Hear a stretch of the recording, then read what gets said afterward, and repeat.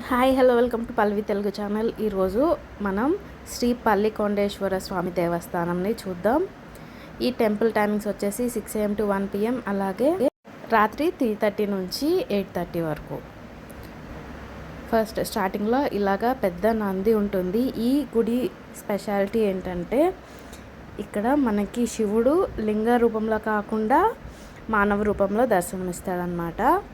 ఇక్కడ స్థల పురాణం కానీ అవన్నీ నీట్గా మనకి అర్థమయ్యేటట్టు మన చాలా లాంగ్వేజెస్లో నీట్గా రాసి ఉంటుంది. స్టార్టింగ్లో ఇలాగా అన్ని గుళ్ళలాగే ఇలాగా చిన్న చిన్న గిఫ్ట్ షాప్స్ ఇవన్నీ ఉంటాయి. అలాగే స్పెషల్ ఎంట్రీ 50 రూపీస్ టికెట్ కూడా ఉంటుందన్నమాట. ఇక్కడి స్థల పురాణం ఏంటంటే శివుడిని నీలకంఠేశ్వరుడు అన్న పేరు ఇక్కడ వచ్చిందంట.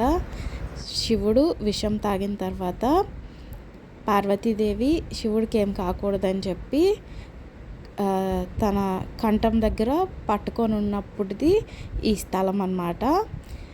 అందుకు మానవ రూపంలోనే మనకి శివుడు పార్వతి కూడా ఇక్కడ మనకి అదే విగ్రహం కనిపిస్తుంది. చాలా విగ్రహాలు అయితే మాత్రం ఎంత బాగుంటాయో. నేను కావాలనే షూట్ చేయలేదన్నమాట. అంటే చాలా తక్కువ మంది ఉన్నారు. అంటే షూట్ చేసినా ఏమీ పర్లేదు అనిపించింది, కానీ నాకు తీయాలనిపించలేదు. ఎందుకంటే మీరు వెళ్ళి చూస్తేనే తెలుస్తుంది. ఇగోండి ఇక్కడ పైన కనబడుతుంది కదా, సేమ్ అలాగే ఉంటుంది విగ్రహం. అయితే శివుడు పడుకొని ఉంటాడనమాట, పార్వతీదేవి పక్కన ఉంటారు. సో మీరు ఈ టెంపుల్కి కుదిరినప్పుడు తప్పకుండా వెళ్ళండి. అలాగే బయట ప్రసాదం స్టాల్స్ ఉన్నాయి. ఇది గర్భగుడి లోపలికి వెళ్తున్నప్పుడు ఇలా మనకు ఉంటుందన్నమాట. అసలు లైట్లు అలా ఏమీ ఉండవు.